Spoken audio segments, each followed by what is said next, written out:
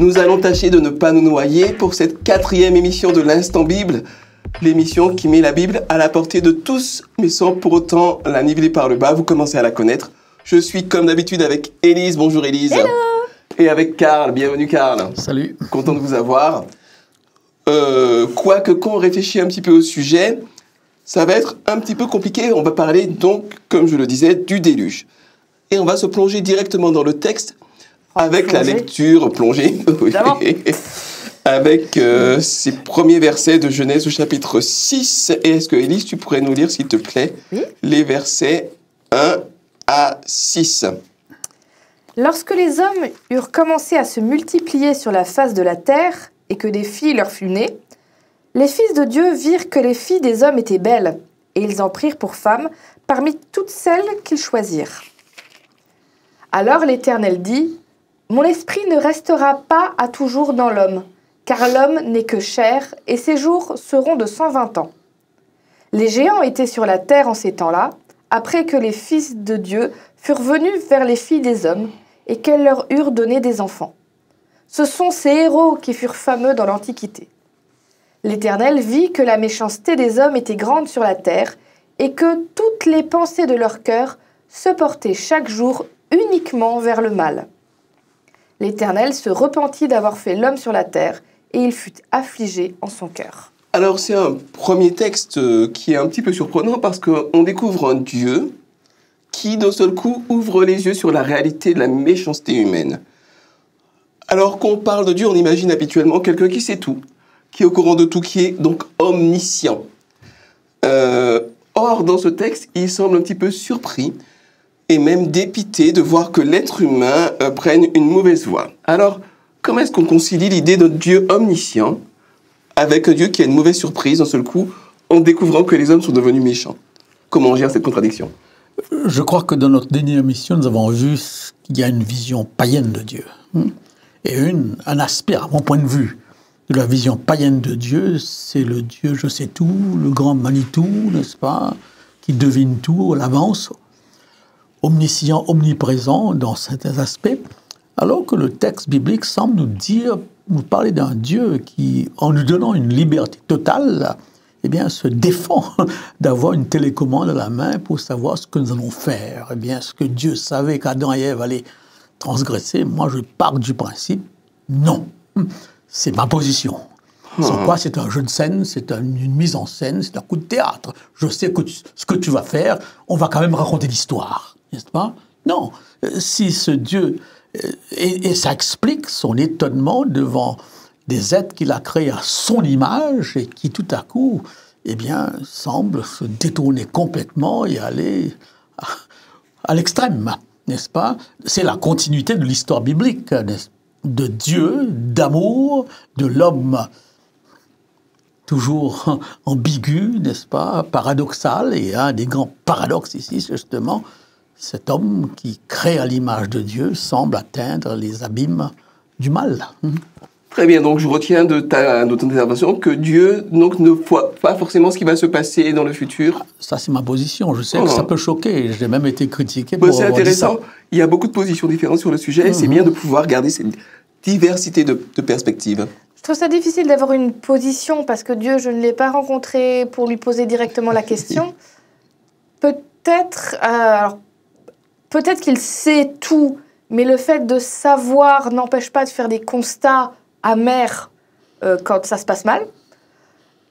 Ou alors, ce serait peut-être ma position, c'est de dire Dieu connaît tous les scénarios possibles. Mais quel scénario va être pris, ça c'est notre choix à nous. En tout cas, quand ça nous concerne nous. C'est une possibilité de dire l'omniscience de Dieu, ce serait de savoir, suivant chaque choix, chaque possibilité, l'arborescence de répercussions potentielles. Ce qui permettrait d'expliquer aussi, parce qu'il y a quand même certains textes de la Bible qui disent que, par exemple, Dieu sait que le mal finira. Dieu sait qu'il aura la victoire. Donc, ça voudrait dire que dans cette arborescence, quoi qu'il se passe, au bout d'un moment, ça revient à un même point de dire Dieu a le dernier mot et il a gagné. C'est une possibilité, mais là, on rentre dans quelque chose de tellement presque métaphysique sur l'omniscience de Dieu, l'omnipotence de Dieu, c'est-à-dire sa capacité de faire tout ce qu'il veut, mais pourtant il y a des choses difficiles qui se passent. Alors c'est quoi? C'est Dieu qui a fait en sorte que ça se passe mal. Et même l'omniprésence de Dieu. Dieu est partout. Quand je me douche aussi, voilà, toutes ces questions-là, rationnellement, c'est difficile. Il y aura toujours des limites parce que quelque part, je crois que ça nous dépasse. On peut essayer de le comprendre, on peut essayer de mettre des mots dessus, mais il y a un moment où il faut qu'on admette que c'est plus grand que nous et qu'on n'arrive pas à trouver toutes les réponses là-dessus. Mais alors, est-ce que les expressions qu'on trouve dans la Bible, ce sont des expressions à prendre au pied de la lettre? Je sais pas, par exemple, Dieu se met en colère, Dieu regrette, Dieu découvre. Est-ce qu'il n'y a pas dans la Bible peut-être des manières de dire les choses qui ne parlent pas forcément de la réalité technique de Dieu, mais en tout cas de ce que nous pouvons percevoir? La Bible est écrite pour nous, pas pour Dieu particulièrement, n'est-ce pas? Et Dieu entre dans notre schéma de pensée, dans notre langage, dans nos paroles. Il y a un terme technique pour cela, anthropomorphisme. Je ne vais pas m'y attendre. Anthropomorphisme. Parler de l'homme dans le contexte de l'homme. C'est pour cette raison que quand nous lisons ces textes, eh bien, dans un certain sens, on se sent très proche. Hein. Je m'imagine que Dieu regarderait ce qui se passe actuellement dans certaines parties du monde et qu'il aurait éprouvé le même sentiment. Comment ai-je pu faire des hommes aussi méchants, aussi violents, eh bien, qui peuvent regarder leurs voisins mourir sans...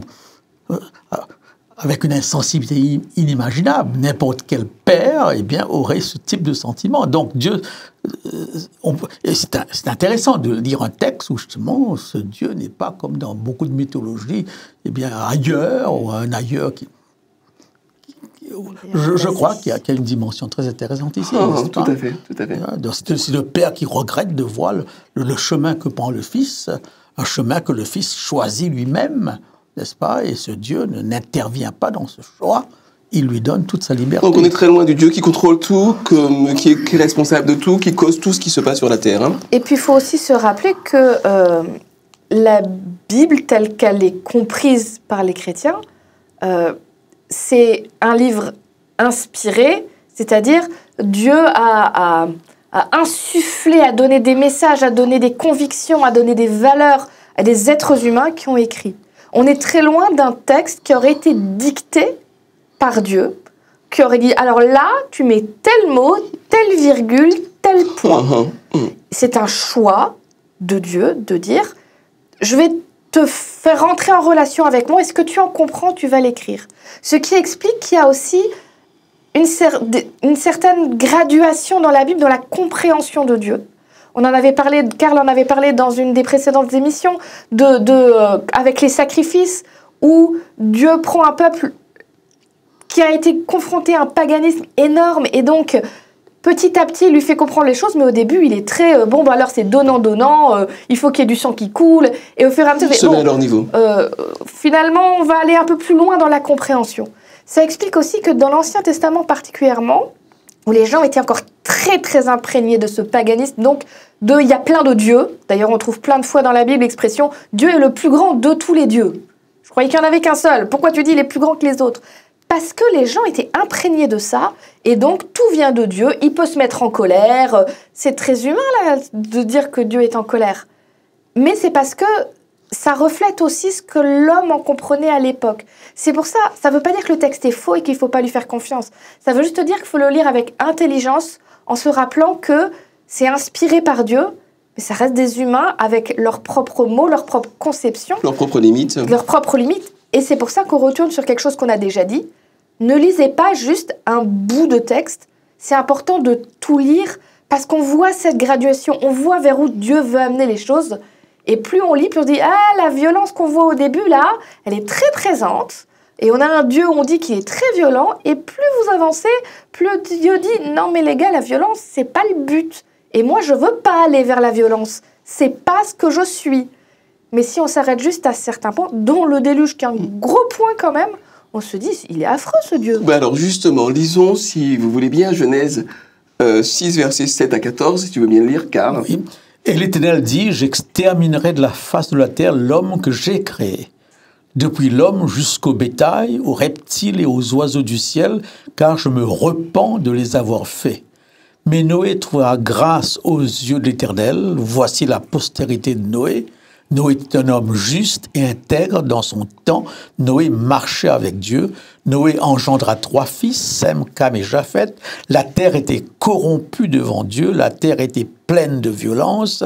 Dieu regarda la terre et voici, elle était corrompue car toute chair avait corrompu sa voix sur la terre. Alors Dieu dit à Noé, la fin de toute chair est arrêtée par 2 vers moi. Car ils ont rempli la terre de violence. Voici, je vais les détruire avec la terre. Fais-toi une arche de bois, de gopher. Tu disposeras de cette arche en cellules et tu l'enduiras de poids en dedans et en dehors. Et donc après, c'est la description justement de... Ouais, alors on est un petit peu surpris de ce Dieu qui décide de tout éradiquer. Dans l'étude précédente, dans la discussion précédente, on avait vu qu'il parlait au cœur de Caïn, qu'il essayait de persuader. Comment est-ce qu'on peut comprendre que Dieu utilise finalement la noyade collective comme moyen de régler le problème? Est-ce que ça paraît pas un peu extrémiste? Déjà, il faut regarder le texte, il est très hyperbolique. C'est-à-dire, tout est dans l'extrême. Toute chair a été corrompue. Vraiment, le mal est partout dans le cœur de tous les hommes. Alors, on peut le prendre en effet en disant, bon, c'est hyperbolique, on a exagéré le trait, mais peut-être que la violence peut devenir systémique. C'est-à-dire, c'est une chose qu'un individu soit violent, c'en est une autre quand un pays, une nation, un système institutionnalise comme façon de vivre le mal et la violence. Et là, ça devient très compliqué que ça se tourne vers autre chose parce que la normalité devient la loi du plus fort, l'immoralité, l'écrasement du faible par le fort. Et on a beaucoup de mal à revenir en arrière quand on en arrive à ça.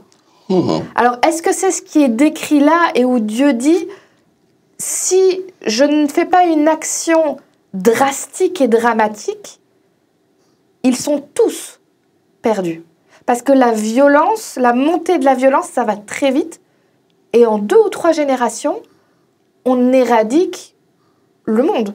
Parce que quand on institutionnalise la violence, les oppressés finissent toujours par se rebeller contre l'oppresseur et finiront par se placer en oppresseur et les anciens oppresseurs deviennent oppressés. Et c'est un système d'une violence continue qui ne fait qu'augmenter. Qui s'auto-alimente.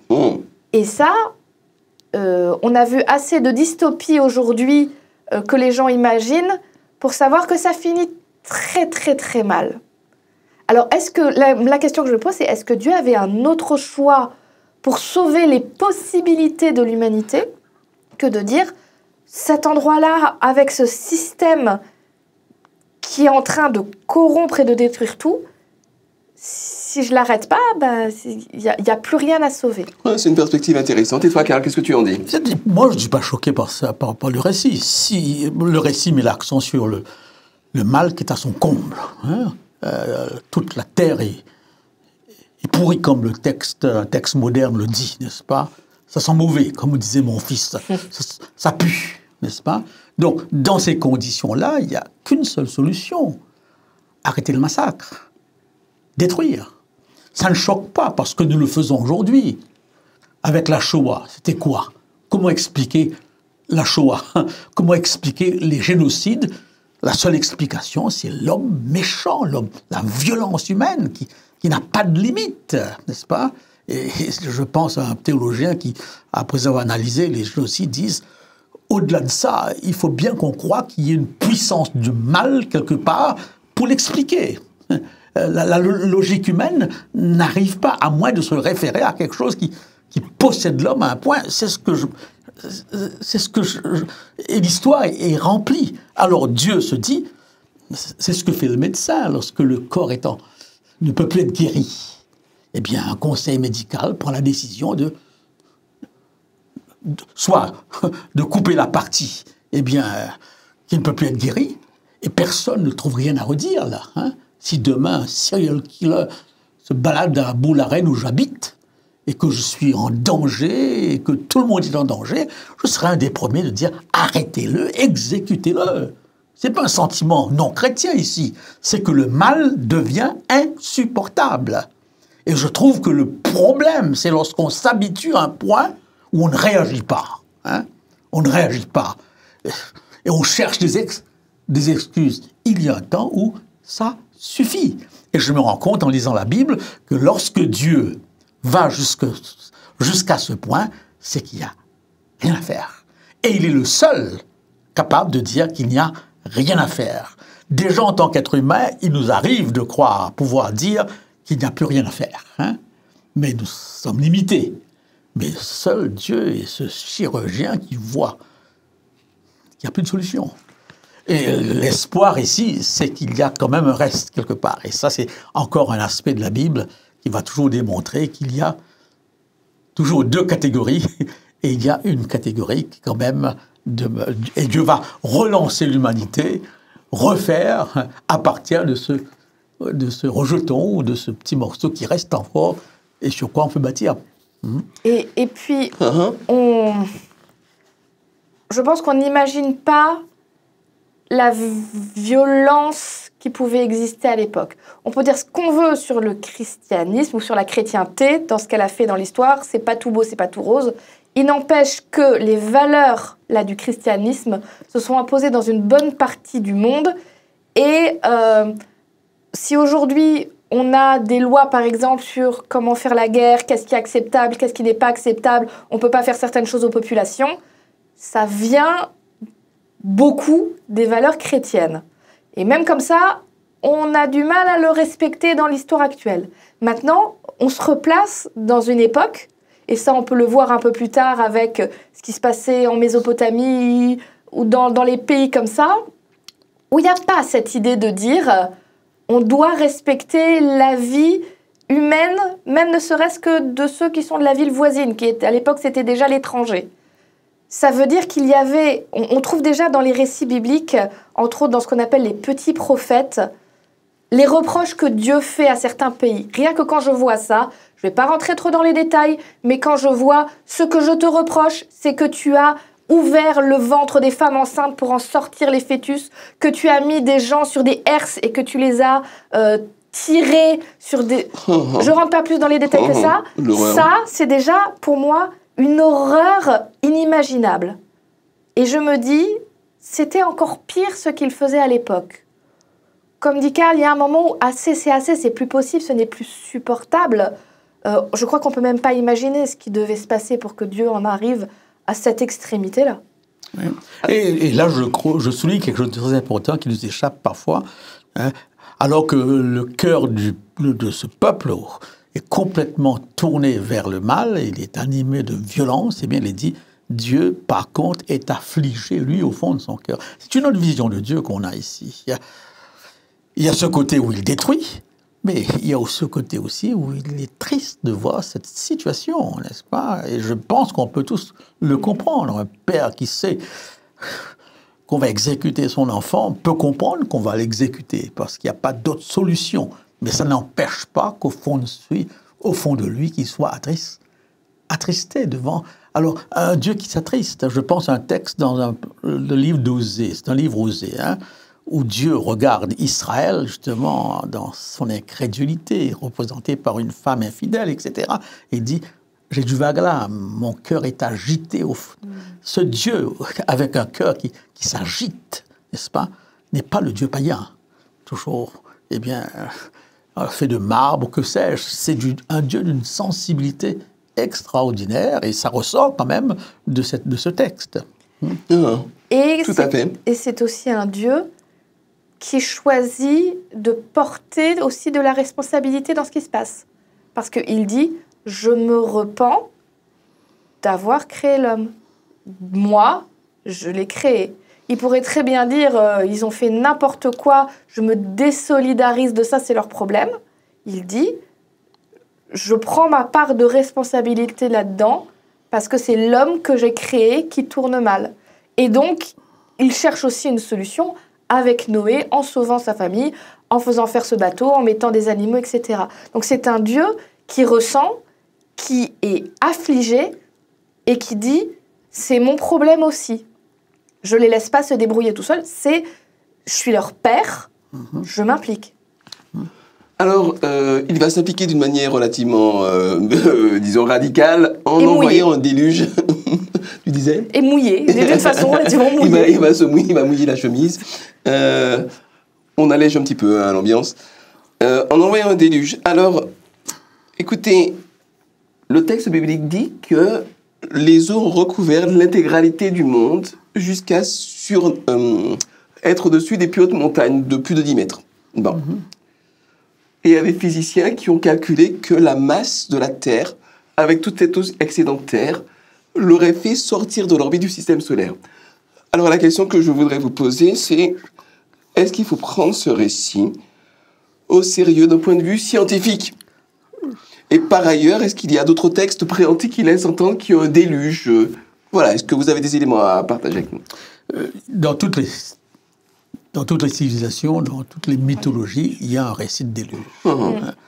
C'est un fait qui est là. Et la science semble dire qu'une catastrophe a bien eu lieu. On parle de plusieurs types de catastrophes météorologiques, météores, j'arrive pas. Météorologues, mais j'arrive pas non plus. Donc, c'est un fait que l'humanité a été frappée plusieurs fois. Et il y a, semble-t-il, suivant les archéologues, c'est à eux que l'on s'adresse lorsqu'on veut justifier certains textes. Eh bien oui, des traces d'un déluge. J'ai un texte de Frank Michaeli devant moi, qui a commenté la Genèse, et il dit ceci: il est incontestable que dans les traditions lointaines de plusieurs peuples de l'Orient, on retrouve des histoires de déluge. L'archéologie confirme que de vastes territoires mésopotamiens ont connu des inondations foudroyantes, laissant des dépôts d'alluvions impressionnants. Donc, d'ailleurs, on parle même de la disparition des dinosaures par soit un déluge ou alors encore un météore qui a tout détruit. Donc, le concept d'une destruction massive est là, scientifiquement démontré. Maintenant, tu as fait remarquer ce côté universel des choses, et là, je pense que le genre littéraire peut nous aider ici. Lorsque je pense à un texte du Nouveau Testament où c'est un haut dignitaire qui dit à Paul: vous avez envahi le monde avec votre religion chrétienne. Quel monde? Le monde qu'il connaissait à l'époque, n'est-ce pas? Donc il ne faut pas prendre ces textes qui donnent une impression d'universalisme, dans le sens... Aujourd'hui, on est beaucoup plus pointilleux sur tout ce vocabulaire. On l'était moins. Mais une chose est certaine, dans tous les récits religieux, mythologiques, des peuples, on a un déluge. Alors, est-ce que c'est des déformations du récit de Moïse qui serait le récit original, ou est-ce que Moïse corrige certains éléments, certaines croyances qui existaient? Ça, c'est encore une autre discussion. Mais la réalité de la chose ne pose pas problème, à mon point de vue. Merci beaucoup. Élise? Il y a quoi, allez, 200 ans, on va dire ça. Le bout du monde, pour les gens, c'était le village voisin. Parce que les moyens de voyager étaient beaucoup plus limités. Donc aller même dans son pays, mais aller à la capitale, c'était un voyage au bout du monde. Le monde, c'est ce qu'on connaît. Aujourd'hui, on vit dans un monde un peu fou. On est capable d'aller d'un bout à l'autre de la planète, encore qu'avec tout ce qui se passe dernièrement, je sens qu'on va beaucoup se calmer sur les voyages, entre les pandémies et les guerres. Mais je ne sais pas si vraiment il y a eu un déluge sur l'entièreté de la planète. Je pense qu'à des fois, Dieu est capable de faire des choses qui nous dépassent. Maintenant, si c'était un déluge beaucoup plus rapproché sur ce que le monde connaissait à l'époque, déjà, alors tout ce qui est Amérique, ils ne savaient même pas vaguement que ça pouvait exister. L'Asie, très, très vaguement. Enfin, en gros, pour eux, le monde, c'était la Mésopotamie, quoi. Il y avait que ça. Ils connaissaient que ça. Donc, même si c'est juste à cet endroit-là que ça a eu lieu, ça n'enlève rien à la force spirituelle de ce que ce texte est en train d'essayer de dire. Alors justement, qu'est-ce que ce texte essaie de dire? Parce qu'on arrive bientôt à notre conclusion. Est-ce qu'on peut avoir de la part de chacun d'entre vous un petit mot de conclusion, notamment par rapport à deux aspects? Le premier aspect, c'est le fait que le mal n'ira pas jusqu'à son comble sans que Dieu n'intervienne. Et le deuxième aspect que l'on n'a pas évoqué, c'est... Je crois qu'il y a un aspect très important pour comprendre le texte biblique. J'ai écouté un petit peu Zelensky dans différents pays, et il a frappé chaque pays sur un point sensible de leur histoire. N'est-ce pas, la Shoah en Israël, etc. Donc, parce que dans l'histoire humaine, il y a des moments précis qui deviennent des récits fondateurs. Et le déluge, l'Exode, n'est-ce pas, Sodome et Gomorrhe, qu'on utilisera sûrement une prochaine fois, l'exil de Babylone, sont des points de référence de l'histoire d'Israël, et même théologique, parce que le Christ va reprendre le déluge. Pierre va en parler, et on peut retrouver quelques traces dans l'Apocalypse, n'est-ce pas, etc. Donc, il y a aussi cette dimension, n'est-ce pas, où certains récits vont être des socles théologiques pour comprendre beaucoup d'autres choses. Et là, qu'est-ce qu'on peut comprendre? Eh bien oui, un jour, ce monde arrivera à sa fin. Un jour, Dieu arrêtera, parce qu'il y a ce phénomène appelé péché qui est là, n'est-ce pas, et qui va se détruire peut-être. Mais il y a plusieurs aspects de cette histoire qu'on retrouve jusqu'à l'Apocalypse. Il y a une fin du monde dans différentes périodes de l'histoire biblique, n'est-ce pas, et qui sera automatiquement couronné par un reste sauvé, une arche, eh bien, qui représente un petit peu la grande sortie, l'exode de cette situation pénible. Donc, il y a cette dimension qu'il faudrait retenir, parce que dans tous les psaumes, dans beaucoup de psaumes, on rappelle les déluges, on rappelle le monde aura une fin. C'est le message qui est là. Fin parce que c'est pas possible. Même si Dieu ne détruit pas et que le monde atteint un niveau d'immoralité telle, elle se détruira tôt ou tard. On ne se rend pas compte. On sort, je ne sais pas, eh bien, du Covid-19. Mais si on est là, c'est parce que la science a développé tellement de moyens, eh bien, pour faire face à cela. Toutes les épidémies auraient pu depuis longtemps faire disparaître l'humanité, mais heureusement qu'on a des moyens pour y faire face. Si on n'avait pas tous ces moyens, eh bien, ce serait la fin. Le mal, finalement, tôt ou tard, se détruit par lui-même. Merci Karl. Et par rapport à peut-être un aspect un peu plus positif, le fait que Noé soit resté fidèle et qu'il y ait un reste quelque part qui soit sauvé, qui soit utile, qu'est-ce que tu pourrais nous dire, Élise, pour conclure? Je pense que on nous dit de Noé très peu de choses. On ne sait pas ce qu'il a fait exactement. On sait qu'il a marché avec Dieu, qu'il a eu confiance. Sinon, on ne rentre pas dans les détails de ce qu'il a fait de bien alors que tout le monde faisait mal. Et je crois qu'il y a cette idée de Dieu qui veut entrer en relation avec l'être humain pour dire « Ce que j'ai envie de faire avec toi, c'est de te protéger. C'est de t'amener jusqu'à cette sécurité. » Et surtout, quand Noé va... ça n'a pas dû être facile le temps du déluge, coincé dans un bateau avec des animaux partout. Bon. Et puis de se dire, est-ce que ça va rebaisser un jour l'eau? Cette tension. Quand l'eau redescend, que Noé sort et voit ce nouveau monde, dans le sens où après une inondation, plus rien ne ressemble à ce qu'il y avait avant. Dieu, la première chose qu'il fait, c'est de faire alliance avec lui en lui disant il n'y aura plus de choses comme ça. Il n'y aura plus quelque chose qui donnera l'impression que l'humanité ne s'en relèvera pas jusqu'à la fin, où il y a vraiment le point final. Jusque-là, je vais protéger l'être humain. Et je pense que ce qu'on peut garder, nous, aujourd'hui, de cette histoire du déluge, c'est de se dire, quand on voit les choses qui vont mal, et je pense qu'en ce moment, on peut se dire que les choses vont plutôt mal, Dieu a promis qu'il ne laissera pas tout être dans l'autodestruction, qu'il interviendra avant, qu'il protégera de cette autodestruction ceux qui ont simplement choisi de dire « Je veux croire en toi, je veux croire que tu es là et que tu veux mon bien. » Et à partir de là, quand Dieu fait une alliance, on le reverra dans d'autres fois dans la Genèse, mais quand Dieu fait une alliance, c'est pas juste pour rigoler, c'est pas juste comme ça. Quand Dieu dit « Je ferai alliance avec toi », lui, sa part du marché, il la tient jusqu'au bout et il lâche rien.